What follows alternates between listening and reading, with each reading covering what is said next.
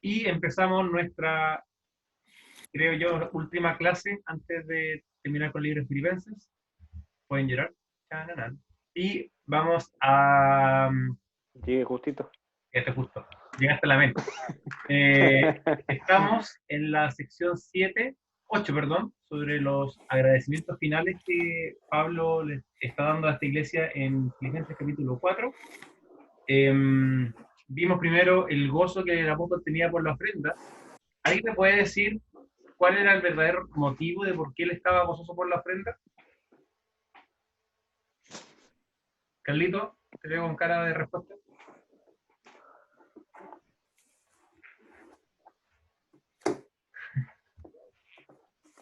Cri, cri.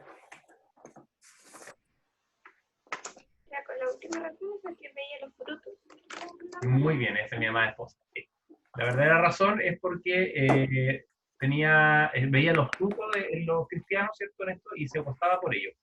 También dijimos cuál no era la razón, lo vimos en esta parte, en el versículo 11 en adelante, que es, le puse la explicación negativa, cuál no es la razón de cuál él tenía gozo, no era porque era plata en sí, no era porque, oh, acá tengo plata, me voy a comprar una PlayStation, ese no era el motivo, ¿cierto? Él decía que él había aprendido a vivir con contentamiento. ¿Qué quiere decir contentamiento?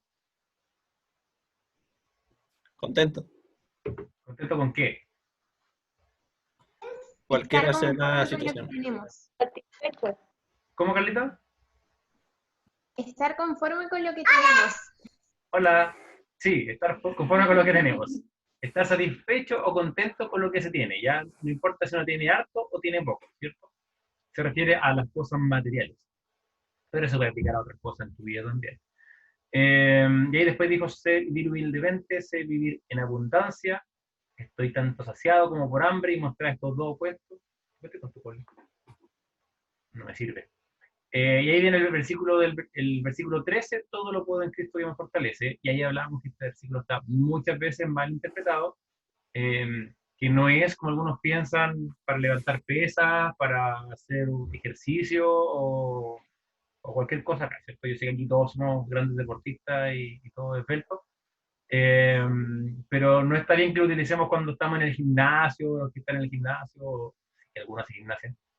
Eh, de hecho, una persona hace poco me dijo que igual lo utilizaba cuando estaba haciendo como gimnasia en su casa y se cansaba, decía, todo buen cristiano fortalece. Y claramente ese no es el contexto del versículo. Y como veíamos, todo el pasaje está hablando Pablo de lo económico, de la ofrenda. Entonces, en el contexto, el versículo quiere decir que Pablo todo lo puede en cuanto a vivir con harto o con poco, porque Cristo le da las fuerzas.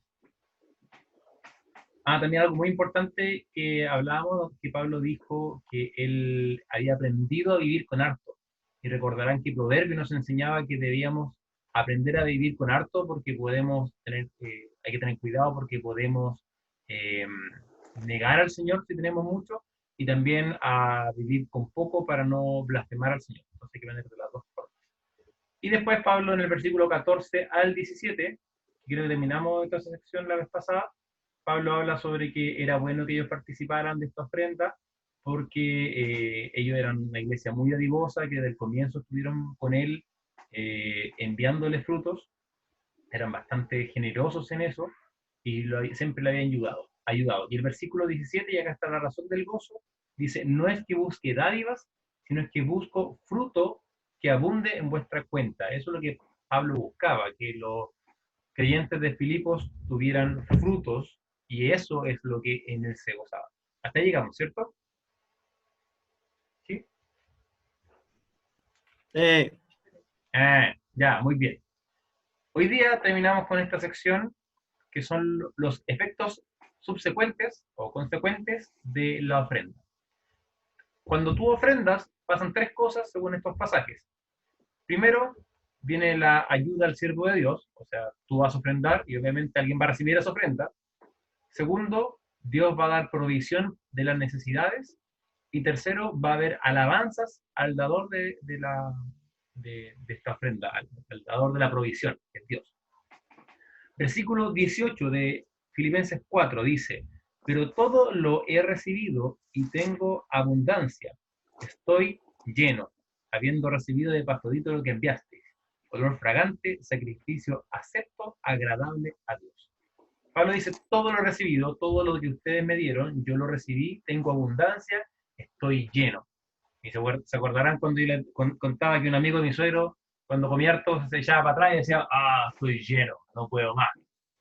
Esa es como la idea. La palabra lleno es la misma que se utiliza en el versículo 19, donde dice suplirás. La voy a poner acá.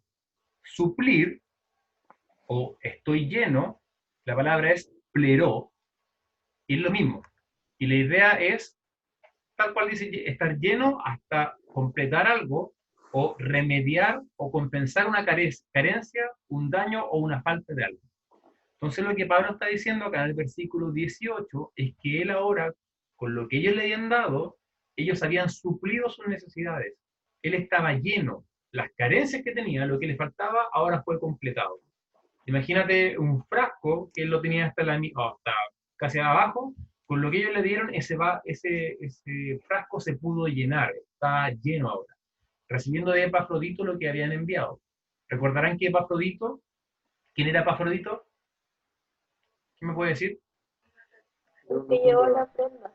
El que llevó la ofrenda. Era una persona de la iglesia de Filipos, que era un hermano de Filipos que había llevado la ofrenda y el pobrecito casi se murió. ¿Cierto?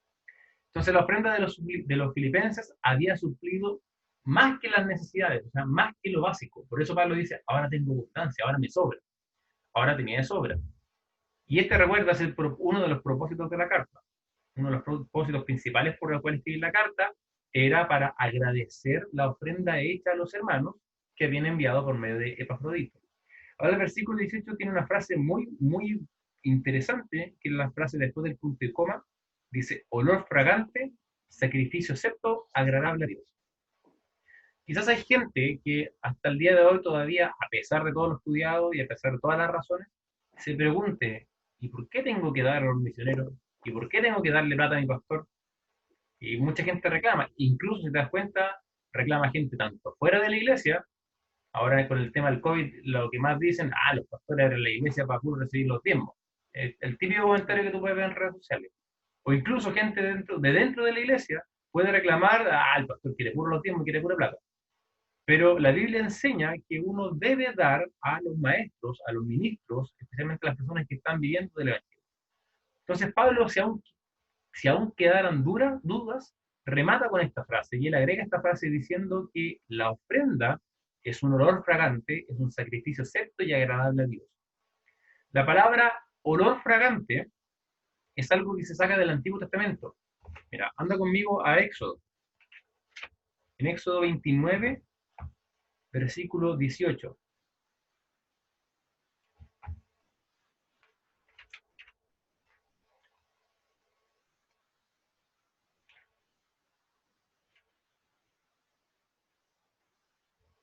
Éxodo 29, 18.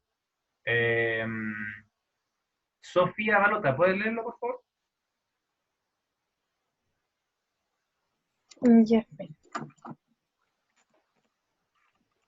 No había buscado. Ya.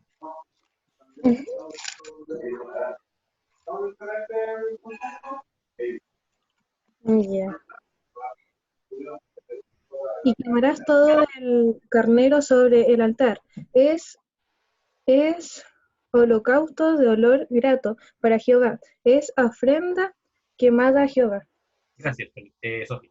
Perdón, Sofía. En el Antiguo Testamento, ¿cierto? Se hacían sacrificios y se usaba mucho esa frase y la pueden encontrar en muchas partes de la Biblia. Es holocausto de olor grato para Jehová, ofrenda quemada. La palabra holocausto quiere decir que asciende, de ahí viene la palabra, que asciende. Entonces, cuando tú tomabas un trozo de carne para el Señor, un animal lo sacrificabas, un holocausto era colocarlo ahí y tú lo quemabas completamente. El holocausto se consumía completamente. No era como algunos otros sacrificios que el sacerdote se los comía lo que sobraba, o lo asaba y después se lo comía, ¿cierto? Con papitas, con papas fritas, etc. Aquí no. El holocausto no se lo comía nadie, era para el Señor y ese se quemaba completamente.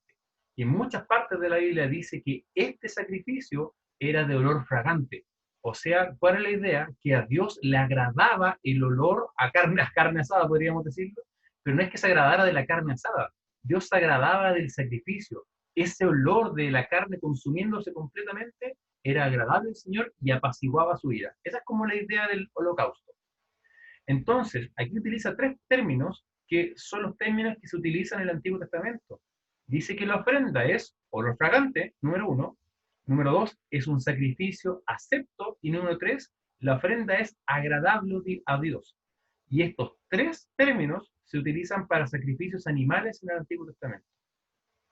Entonces, la ofrenda a un pastor, la ofrenda a los hermanos, a los santos, es algo que a Dios le agrada. Es el equivalente a un sacrificio en el Antiguo Testamento.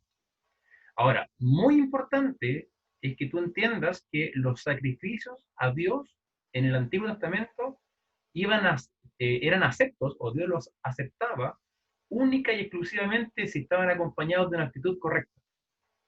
En todo el Antiguo Testamento, especialmente desde los profetas en adelante, muchos profetas reclamaban al pueblo de Israel, de parte de Dios, que ofrecían sacrificio y su corazón estaba en cualquier lado. O sea, ofrecían sacrificios como una religión. No lo hacían como con una actitud correcta del corazón. Y Dios decía que de esos sacrificios se hastiaba. O sea, que le daban asco esos sacrificios. Vamos a leer un pasaje en Isaías capítulo 1. La Gabriela, por favor. Isaías 1, del 11 al 13. Y después la misma... No, el Marcelo va a leer Isaías 1, 16 al 17. La Valentiza, no, Vale Killer, Romanos 12, 1. Por favor, después me va a buscar.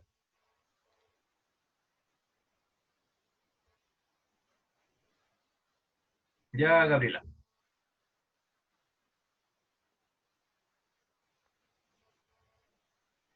¿Para qué me sirve, dice Jehová, la multitud de vuestros sacrificios? Hastiado estoy de holocaustos de carneros y de cebo de animales gordos. No quiero sangre de bueyes, ni de ovejas, ni de machos cabríos. ¿Quién demanda esto de vuestras manos cuando venís a presentaros delante de mí para hollar mis satios? No me traigáis más vana ofrenda. El incienso me es abominación. Luna nueva y día de reposo, el convocar asambleas. No lo puedo sufrir. Son iniquidad vuestras fiestas solemnes. Gracias. Marcelo. Isaías 1, 16 al 17. 1, 16, 17. Sí. Ya. Lavaos y limpiaos. Quitad la iniquidad de vuestras obras delante de mis ojos. Dejad de hacer lo malo. Aprended a hacer el bien. Buscad el juicio. Restituid al agraviado. Haced justicia al huérfano. Amparad a la viuda. Gracias, Marcelo. Entonces, este pasaje muestra muy claro cómo Dios, en Isaías capítulo 1, y cuando tengas tiempo en tu casa, léelo, es un pasaje muy importante que habla sobre la religiosidad, un pecado que muchos de nosotros terminamos cometiendo. Habla de que Dios le dice al pueblo de Israel, ¿sabes qué? En palabras coloquiales, me tienen hinchado con sus sacrificios. Sus sacrificios no sirven para nada. Todas sus ofrendas, sus celebraciones de fiesta, cuando se juntan y hacen fiestas para alabarme a mí, eso, ¿saben qué? A otro perro con ese hueso, no les creo nada. Y por eso en el versículo 16 y 17 le dice, lavaos y limpiados, quiten la iniquidad de sus obras delante de mis ojos. ¿Qué estaba haciendo el pueblo de Israel? Ofrecía y ofrecía sacrificios, pero su corazón, como dice Isaías, estaba lejos de Dios. Y Dios no aceptaba sus sacrificios. Entonces, la aplicación para nosotros es muy similar. Si nosotros ofrendamos a un pastor, a un misionero, a algún hermano, a gente que lo necesita, para Dios la ofrenda es un olor fragante, es un sacrificio acepto agradable a Dios. Pero, al igual que en el Antiguo Testamento, siempre y cuando vaya con una actitud correcta del corazón. Si tú lo haces para simplemente como religión, para cumplir, para que tu líder o tu pastor vea y dice, ay, qué generoso el hermano, Dios no se agrada de esas cosas. Dios se agrada solamente si tú lo haces de una actitud correcta. Jesús, cuando estuvo acá, replicó mucho la hipocresía de los fariseos, y de hecho él decía, si tú vas a dar con tu mano derecha, que tu mano izquierda ni siquiera se entere. Ese es el concepto que tenemos que tener.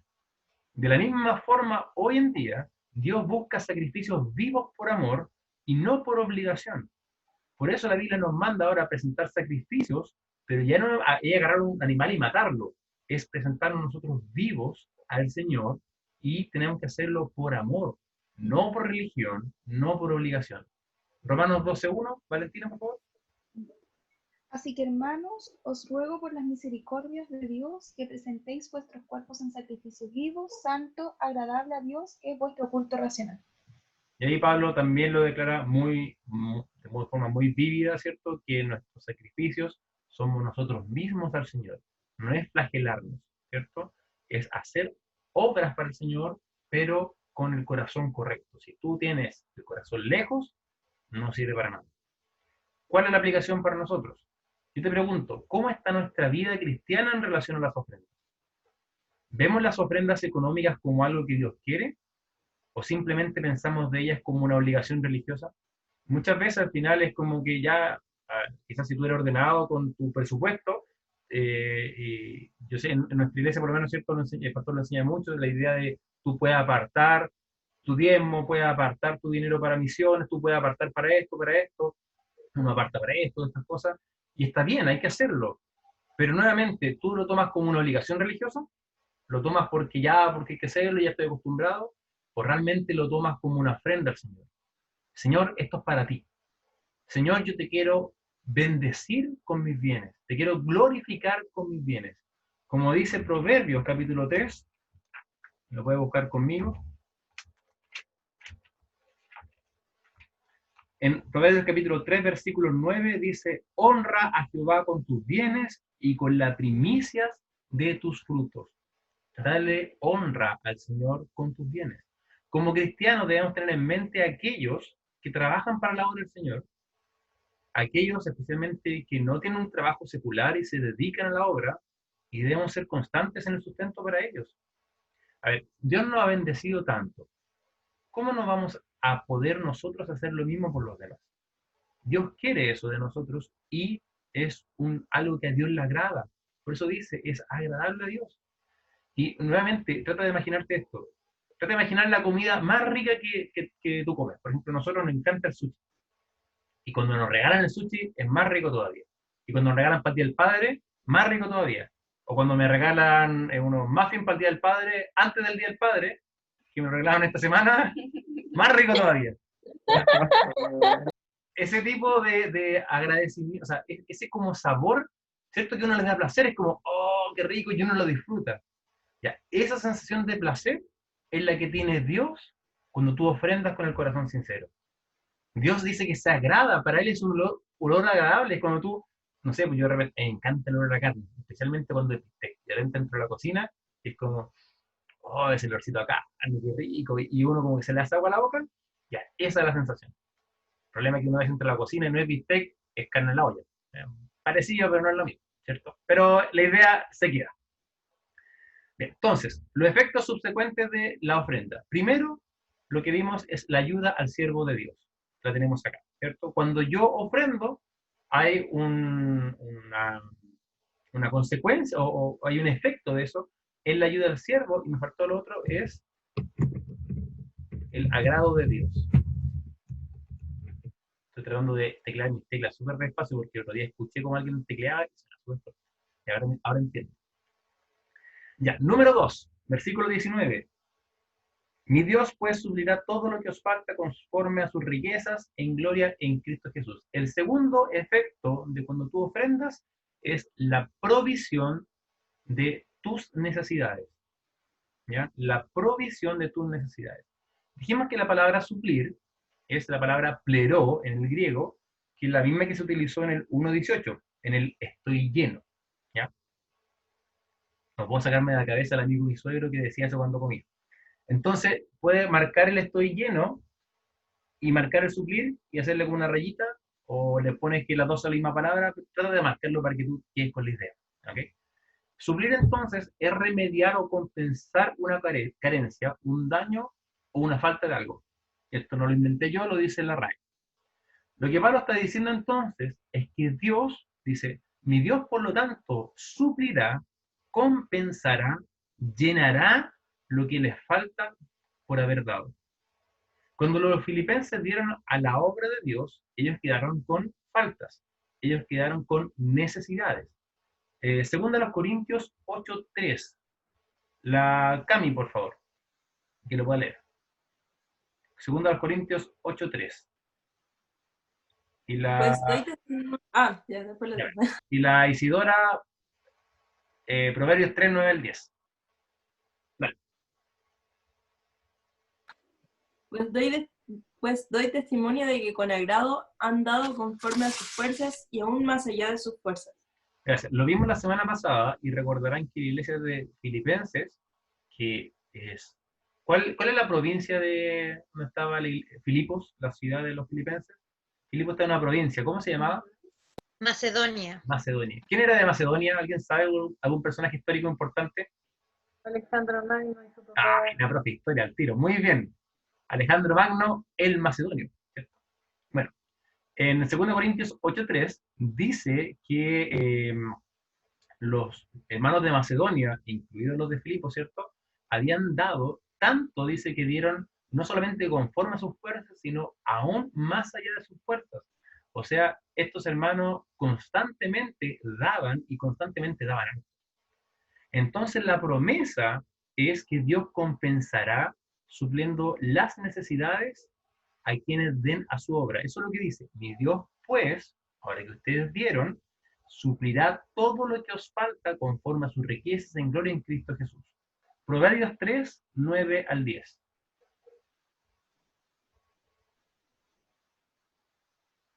Isidora.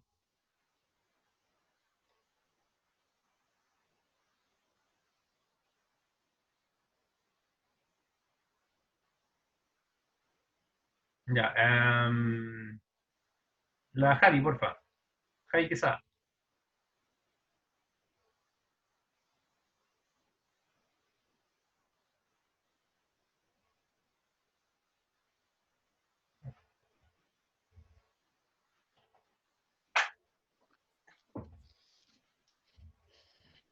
Honra a Jehová de tu sustancia, de las primicias de todos tus frutos, y serán llenas tus trojes con abundancia, y tus lagares rebosarán de mosto. ¿Tus trojes dice tu versión? ¿Ah? Tus trojes. Sí, trojes, graneros. Graneros. Ya. Entonces, gracias. Ahí la Biblia dice, ¿cierto? Que si tú honras a Jehová con tus bienes, Él va a llenar tus graneros con abundancia y tus lagares rebosarán de mosto. Vamos a explicar un poco esto para que después no haya confusión. Lo vamos a explicar ahora a continuación. Ahora, esta promesa hay que entenderla muy bien porque a veces se malentiende la promesa de que Dios te va a dar. Y a veces la gente dice, da y Dios te va a dar de vuelta. Lo han escuchado, ¿cierto? Quizás hasta lo hayamos dicho. Pero fíjate bien. Primero, es una promesa con una condición. ¿Ya? Eso es lo primero. Una promesa con condición. Dice pues. El pues indica que está ligado a lo anterior. O sea, no dice que si tú das a Dios, Él te va a dar de vuelta. Tampoco dice si tú das, vas a dar de vuelta. Dice que la promesa tiene una condición, que si tú eres buen administrador de los recursos que Dios da, ahí Él te va a dar. ¿Ok? ¿Por qué? Porque ellos estaban dando a Pablo y ahí quedaron en necesidad.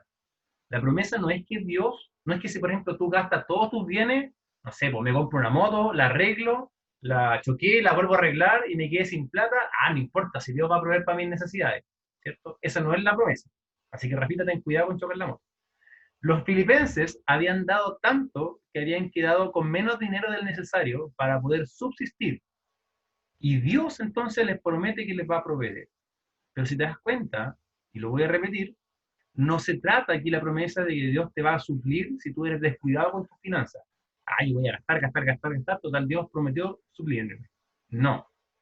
Es siempre y cuando tú estés siendo un buen administrador de tus recursos y si tú ofrendas aún más a tus fuerzas, ahí Dios te va a suplir. Por eso es una promesa con condición. ¿Ok?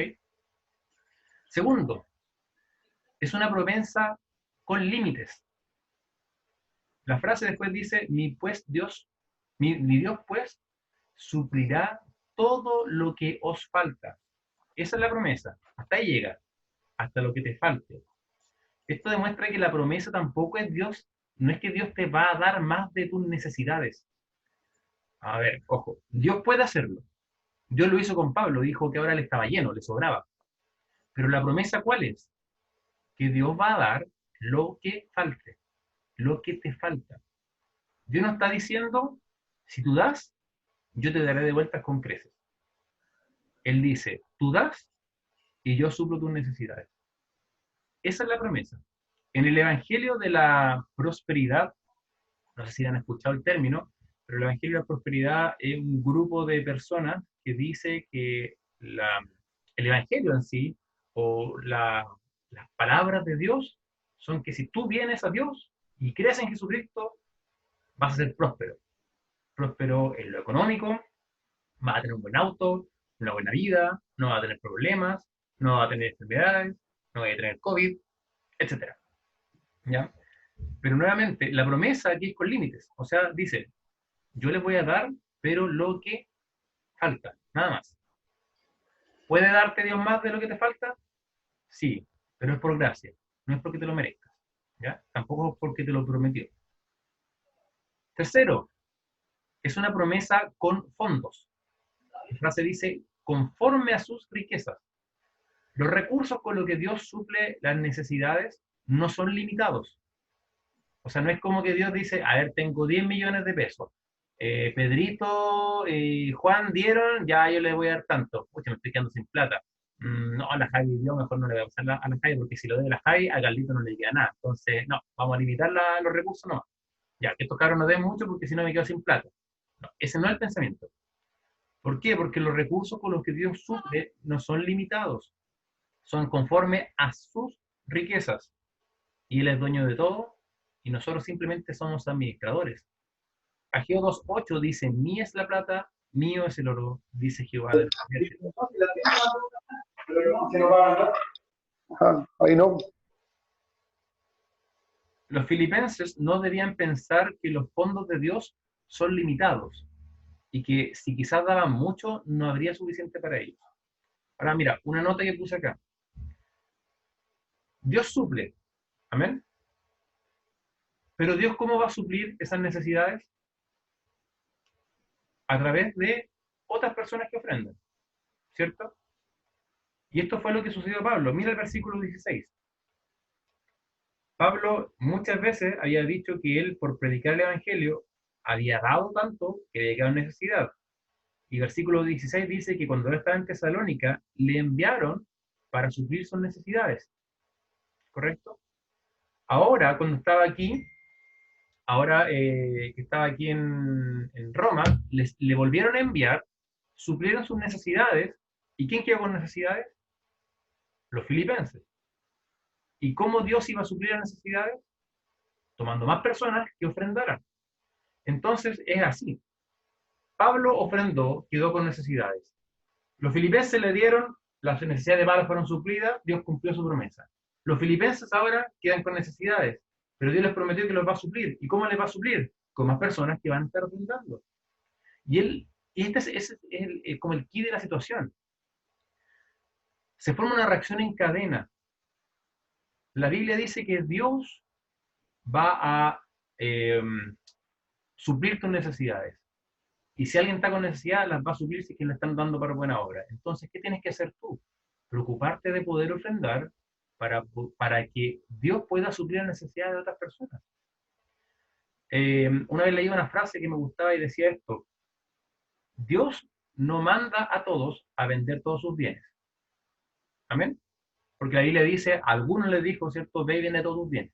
Pero Dios no le manda a todos que vendan todos sus bienes. Pero lo único que tienen que estar contentos con eso es a los que sí le mandó que vendan todos sus bienes. ¿Por qué? Porque hay gente que deja todo por seguir al Señor. Y está bien, Dios lo manda a algunos. Hay pastores que dejan todo, sus trabajos todos por servir al Señor.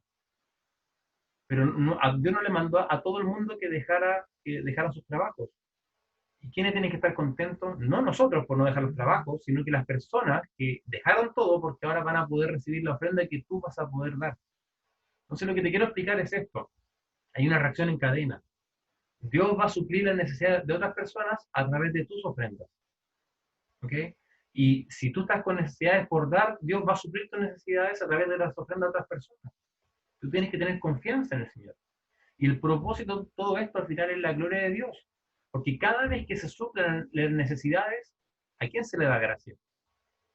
La gracia van a Dios. Si por ejemplo, bueno, aquí Pablo, cuando los filipenses le dieron el dinero, Pablo que dijo, no solamente gracias filipenses, gracias a Dios que producen ustedes esto.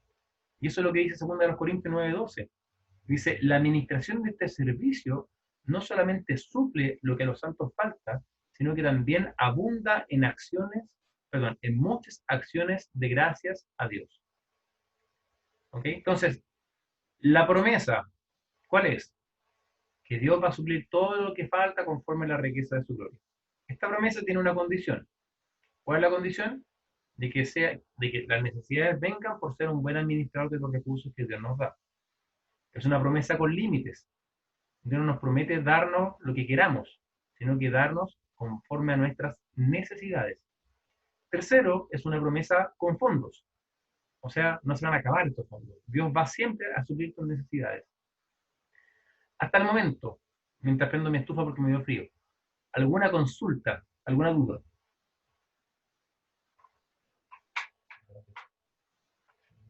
No. Ya. Seguimos. Es una promesa con origen. La frase dice, conforme a sus riquezas en gloria. La palabra o la frase en gloria hace alusión al lugar de donde vienen todas estas riquezas. ¿De dónde vienen? De la gloria de Dios. Dios es dueño de todo, lo dijimos recién. Dios es dueño de toda gloria y de toda honra. Por lo tanto, Él puede ofrecer todo lo que Él tiene. Y todo lo que Él tiene es bueno. Por lo tanto, el cristiano tiene que tener tranquilidad de que Dios suplirá sus necesidades con riquezas celestiales que le pertenecen a Él. Y esto, si tiene un origen en Dios, ¿quién se merece las gracias? Dios, ¿cierto? Lo vimos recién en 1 Corintios 9:12. Cuarto, sí, y lo último, es una promesa con un mediador. El versículo dice, conforme a sus riquezas en gloria en Cristo Jesús. Todo lo que Dios otorga a los hombres es a través de su Hijo Jesús. La Viali, por favor, ¿puede leer 2 Corintios o buscar 2 Corintios 1, 19, 20? Un gusto tenerla, tía Viali. Gracias por su presencia. Bien, entonces dice, en Cristo Jesús, todo lo que Dios otorga a los hombres es a través de su Hijo. Él, Dios, es el dador de todas las bendiciones, pero ojo, las bendiciones están disponibles no para todas las personas. ¿Para quién están disponibles? Para los creyentes que están en Cristo Jesús. Dios no promete suplir las necesidades a todo el mundo. Dios promete suplir las necesidades a los que ofrendan y los que son hijos de Dios, los que están en Cristo Jesús. 2 Corintios 1, 19 al 20.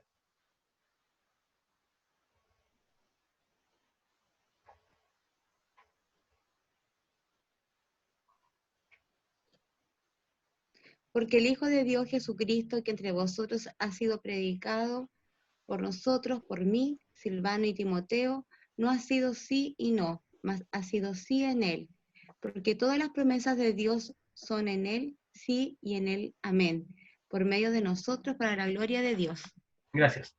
Dios promete a los hombres muchas cosas. Hay muchas promesas en la Biblia. Y dice que todas las promesas se cumplen en Cristo. Por lo tanto, las promesas de esta que tenemos acá, recuerda lo que yo te decía, en mi caso yo lo subrayo en naranjo, pero subraya las promesas idealmente de otro color para que te acuerdes siempre. La promesa de que Dios suplirá todo lo que falta es solamente para los creyentes, a través de Cristo Jesús. Por lo tanto, la conclusión es que la promesa de Dios es suplir las necesidades de sus hijos que administran sus recursos para la gloria de Dios. Y esta promesa está ligada a quién es Dios, a su Hijo y a su provisión. Y me gustó mucho como lo decía William MacDonald en un comentario bíblico. Entretenido, dijo que él llamaba a este pasaje un cheque escrito sobre el banco de la fe, donde mi Dios es el nombre del banquero suplirá es la promesa del pago. Todo lo que os falta, el valor del cheque, conforme a sus riquezas en la capital del banco. O el capital, cuánta plata tiene el banco. En gloria, la dirección del banco y en Cristo Jesús, en la firma al pie, sin la cual el cheque no tiene ningún valor. Un tema bastante ocurrente, por así decirlo. El caballero McDonald. ¿Quién sabría que aparte de hacer hamburguesa, hacía buenos comentarios bíblicos? Bien, el mensaje para nosotros dice, no debemos tener temor a dar para la obra, ya que Dios ha prometido suplir nuestras necesidades. Pero la pregunta que debemos hacernos es, ¿estamos dando porque queremos que Dios nos bendiga? ¿Estás dando porque quieres que Dios te bendiga? ¿Es esa la razón por la cual ofrendas? Porque si esa es la razón, estamos mal. Estamos mal entendiendo las promesas de Dios y estamos invirtiendo en Él simplemente porque nos genera un buen rédito. Un rédito son como las ganancias, ¿cierto? Y no estamos ofrendando por ser obedientes, ni menos como muestra de nuestro amor hacia Él, cuando sí debiera ser. ¿Y por qué te comento esto? Porque a veces yo lo he escuchado de hermanos que ofrendan para que el Señor los bendiga. Y te dicen, no, déjame bendecirte. No, que déjame, no me robes la bendición. Y nuevamente, ¿por qué estás ofrendando entonces? ¿Ofrendas para recibir bendición? Eso es legalismo. Eso no es correcto. Eso es hacer las cosas esperando algo.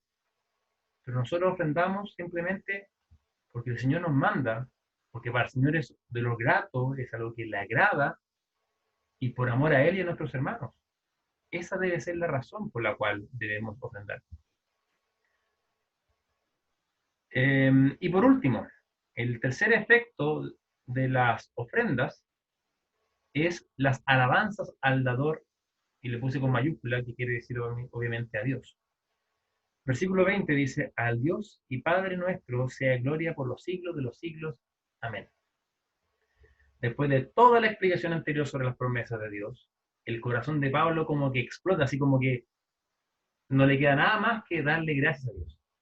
Explota en alabanza y en honor al Padre Celestial. Él le da la gloria, y recordarás que lo hemos estudiado, gloria quiere decir la honra, el honor, el respeto, el reconocimiento que Dios se merece, y se merece porque Él lo tiene, ¿cierto? La gloria es quien es Dios, ¿cierto? Debido a su carácter, sus promesas y su amor. Dios se merece toda la gloria y la honra. Entonces, después de toda esta explicación, Pablo al final dice, oye, gloria a nuestro Señor, por los siglos de los siglos. Él alaba a Dios en esto. Y la alabanza es la respuesta del creyente a lo que Dios hace. La adoración es la respuesta a lo que Dios es. Entonces es probable que en este punto Pablo esté como recordando todo lo que él ha vivido en este momento, ¿cierto? Él debe estar recordando todas las veces que tuvo necesidad, todas las veces que Dios suplió su necesidad, probablemente le den como ganas de llorar y dicta esta frase a su amanuense, al que está escribiendo, y le dice, al Dios y Padre nuestro, sea gloria por los siglos de los siglos. Gracias, Dios, por cómo tú, en todos estos años, piensa Pablo, has suplido mis necesidades y cómo en tu soberana inteligencia, en tu divino poder, haces todas estas cosas. Que nosotros podamos dar con tranquilidad para tu obra, sabiendo que tú vas a suplir las necesidades, a través de otros hermanos, a través de todo para la gloria de Dios. Y con esta hermosa doxología quiere decir doxa, gloria, logos, palabra, o sea, con estas palabras de gloria, es un término teológico, generalmente se utilizan estas frases que son para darle gloria a Dios. Con esta hermosa doxología, Pablo llega al final de su carta hacia estos queridos hermanos, luego de hablarle de que están en su corazón, ¿cierto? Recordar el capítulo 1, de contar sobre su cautiverio, enseñarle a vivir en unidad, tener la mente de Cristo, cuidarse de los legalistas y los liberales, y agradecerle por sus ofrendas. Y con esto termina la sección, como la última sección de la carta en sí, que son los agradecimientos finales. Y nos queda, que lo vamos a ver después del pequeño break que vamos a tener, 3 pequeños versículos muy cortos sobre la despedida. Aquí ya se acaba la exhortación, se acaba la teología, solamente despedida. ¿Ok? Hasta el momento, ¿alguna consulta, duda, pregunta, comentario, chisme, el hambre? No. Yo tengo una, pero no del tema. Tengo una pregunta. Ya, a ver, Yo tengo una pregunta del tema. Allá el tema primero. ¿quién me habló? Pregunta el tema. Yo... Ay, ¿cómo le hago? Espera. Yo... Ah, la Jane, ya. Yo no sabía quién era. Mira, mi pregunta es la siguiente. Dijiste que Estás hablando como las curada. promesas siempre siempre son entonces para los cristianos. ¿Todas las promesas de la Biblia son solo para los cristianos? No. O sea, técnicamente Entonces, no. ¿cómo? Porque, por ejemplo, la promesa de la salvación, que Dios va a enviar a su Hijo a salvar, Claro, pero pero en sí, que no me sé todas las promesas, así que no te podría responder como sí.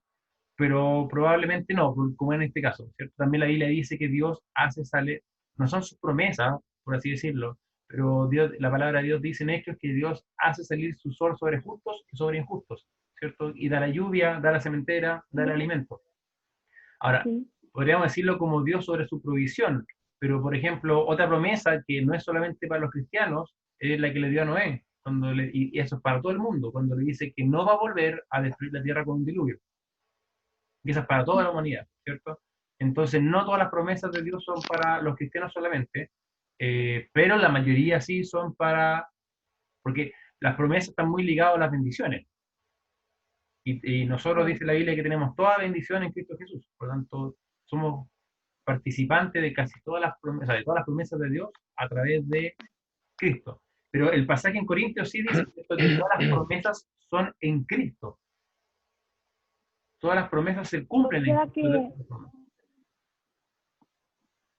Claro, o sea que los no cristianos se benefician de los cristianos en ese sentido. Sí, lo podrías decir de esa No forma. sé si me entienden. Ya. Suena como aprovechador, pero sí.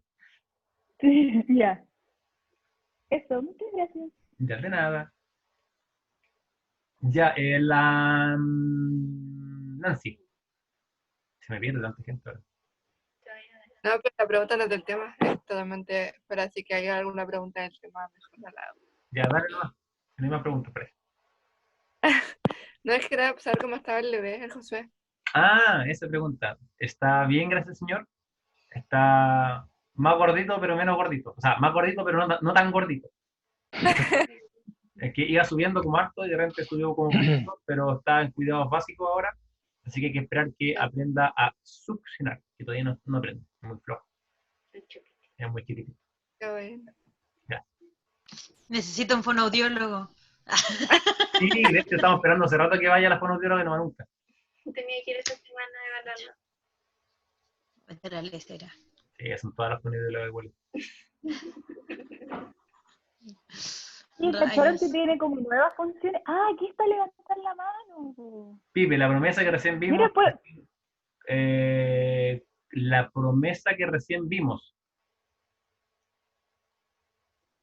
Ah, sí. Lo que vimos recién. Y lo dije, lo voy a explicar, que no lo expliqué. En Proverbios 3:9, honra a Jehová con tus bienes y con la primicia de todos tus frutos, y serán llenos tus graneros con abundancia, y tus lagares rebosarán de mosto. Claro, alguien podría decir entonces, bueno, como aquí la Biblia dice que si tú honras a Dios con tus bienes, Él te va a dar abundancia. ¿Cierto? Alguien podría decir eso. Pero nuevamente, y lo estudiamos cuando vimos Salmos 1, recuerda que el Antiguo Testamento siempre se interpreta en base al Nuevo, ¿ok? Porque la revelación es progresiva. O sea, en la antigüedad también Dios bendecía o trataba o demostraba un poco más su bendición a través de las cosas materiales. Por eso a Israel le prometió en todas sus bendiciones cosas materiales para ser como testimonio de las naciones de esa forma, pero actualmente Dios trabaja de otra forma con su pueblo y en este caso no es que la promesa cambie, sino que si la tomamos de un punto de vista contextual de toda la Biblia, recordar que en Proverbios generalmente no encontramos promesas, en Proverbios encontramos máximas o principios. Por ejemplo, el pasaje que dice, instruye al niño en su camino y aun cuando fuere viejo no se apartará de él, no es una promesa, es un principio que ocurre la mayoría de las veces. ¿Ok? Pero en proverbios, los proverbios son máximas. En la primera clase lo vimos un poco que hablamos de la poesía hebrea, pero las máximas son cosas que ocurren en su mayoría, en el 99% de los casos, pero hay excepciones a esas reglas. ¿Ok? ¿Por qué? No es Tengo una una duda. promesa de que tú siempre que instruyas al niño en su camino, no vaya esa persona a negar al Señor. Puede hacerlo. ¿Por qué? Porque al final depende de cada persona, ¿cierto? Cada uno tiene su corazón. Si no, al final igual estaríamos hablando de que Dios estaría forzando a las personas a creer. Sí, obviamente va a ser más difícil, pero nuevamente, proverbios no son promesas, son máximas, son principios. Valentina, ¿tú querías decir algo? No, y eso, me lo respondiste, gracias. Felipe, Diga, hermano. hay un versículo que me gusta mucho, que está en Efesios. Dice que nosotros fuimos creados en Cristo Jesús para buenas obras, Efesios 2, las cuales Dios preparó de antemano para que anduviéramos en ellas. Quiere decir de que todo lo bueno que nosotros hagamos, Dios lo preparó para que nosotros lo lleváramos a cabo. Eso es muy bonito porque muchas veces nosotros podemos creernos algo porque damos o porque hacemos cosas buenas, pero cuando entendemos este versículo entendemos de que Dios prepara esas buenas obras, ni siquiera son nuestras. Nosotros las ejecutamos nomás, pero nace en el corazón de Dios. Entonces me gusta mucho ese versículo, quería acotar eso. Sí, es bien bueno el versículo. De hecho, recordé otro, estaba buscándolo, pero me parece que está en Romanos. Pero el pasaje dice, como, ¿de qué te glorías?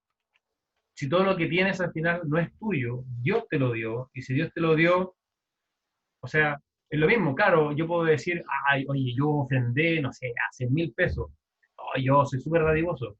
Consulta, ¿quién te dio los 100.000 pesos? No, es que yo me lo Dios, gané. ¿Quién te dio el trabajo? No, pero que yo fui muy inteligente, saqué buen título en la universidad. ¿Quién te dio la inteligencia? Dios. No, pero es que yo desde chico, ¿quién te dio la vida entonces? Y todo se va a remontar a Dios. Entonces, por eso dice, ¿quién eres para actuar de esa forma? Si al final todo lo que tenemos es de Dios. Y como eso está claro, nuestras buenas obras están todas, Dios las prepara para que nosotros simplemente las hagamos. Están ahí, La entonces al hagamos. final todo va a depender de Dios, todo Ujú. vuelve a Dios de otra forma. Y es para gloria de Dios también. A ver. Bien, vamos a tomar un break hasta las 9. Mi reloj tengo 4 para las 9. Pueden pararse, ir al baño, tirar las piernecitas.